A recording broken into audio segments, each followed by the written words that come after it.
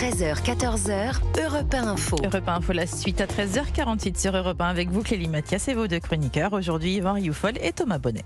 On va commencer par la campagne des municipales. L'eurodéputé Rima Hassan et la militante Assa Traoré sont venus soutenir le candidat insoumis Ali Douahara sur un registre victimaire anti-flic. Écoutez, elle a dénoncé un État raciste.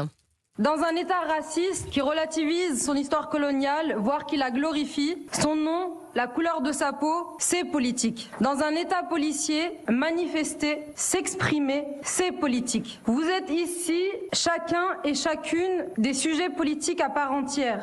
Dans ce que vous êtes, dans ce que vous faites et dans ce que vous subissez aussi, parfois malgré vous. Alors je sais que Rotaillot et tous ses prédécesseurs n'ont eu de cesse de désigner les musulmans et les immigrés comme les tout premiers responsables de tous les malheurs de la France, souvent pour éviter de rendre des comptes sur les conséquences des politiques qu'ils avaient fait subir au pays. Alors j'ai une chose à lui répondre ce soir à Rotaillot. À bas Rotaillot. Donc là, vous l'avez entendu, là, vivement critiqué forcément Bruno Retailleau. Je vous laisse réagir, Yvan Rioufol, puis Thomas Bonnet. Ouais, et c'est une stratégie qui est une stratégie pensée de la part de la France Insoumise, c'est-à-dire qu'elle a été pensée par son institut, la Poésie, c'est-à-dire qu'effectivement, toute l'extrême gauche a en vision de suppléer, de changer la société et de faire se transformer la société actuelle en une société métissée, une société communautarisée, une société islamisée et une société racisée. Et là, ce que l'on voit apparaître, ce sont les pistes, effectivement, d'un affrontement qui serait un affrontement ethnique, un affrontement racial, puisque le procès qui est fait à la France est d'être une France raciste, qui est portée par des minorités ethniques. Et donc, on est dans cet affrontement qui est un affrontement voulu de la part d'une partie du monde politique, et singulièrement de l'extrême gauche, de LFI, qui est un affrontement qui verrait effectivement les germes d'une sorte de guerre civile. Enfin, j'ai écrit il y a une quinzaine d'années un livre qui s'appelait La guerre civile qui vient, qui essayait d'analyser précisément quels étaient les moteurs de l'affrontement de ce communautarisme, de ce multiculturalisme qui est un multiconflictualisme, si je puis dire.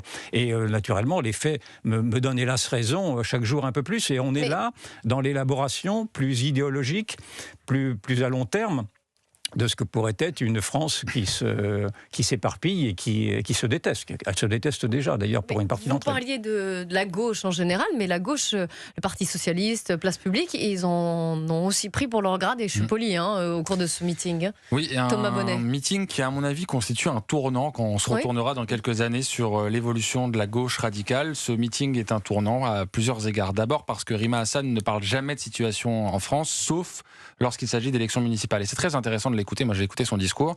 Et en effet, elle a théorisé vraiment très directement, très concrètement, le fait qu'il faille que désormais les représentés ressemblent à leurs représentants. Et ça, on est vraiment au cœur de la mutation de la France Insoumise. D'ailleurs, c'est très intéressant, ça se passe à la Courneuve.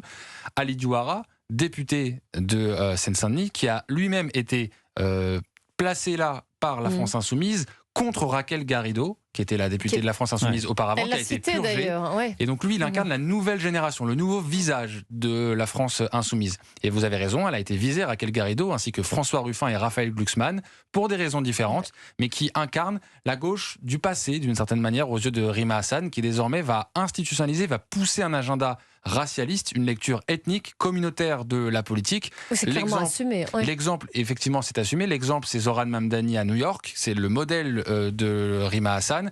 Et donc, on va aller de plus en plus loin là-dedans.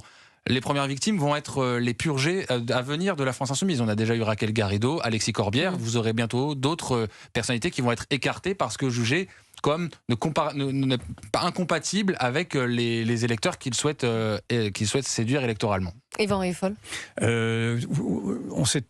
Personne ne s'était ému d'entendre Madame Obono nous dire qu'elle était la seule noire à la fête de l'humanité, qui était une fête trop blanche. En revanche, il y avait eu un scandale d'entendre Richard Millet dire qu'il était un seul blanc. Je pense que c'était à la station des Halles, et là, on l'avait traité de fasciste. Donc on voit bien qu'il y a une inversion aujourd'hui des valeurs, et que vous avez une sorte de suprémacisme racialiste, qui promeut d'ailleurs le noir par rapport au blanc, qui est en train de s'installer dans une sorte de racisme anti-blanc qui fait... En tout cas, il voudrait l'installer.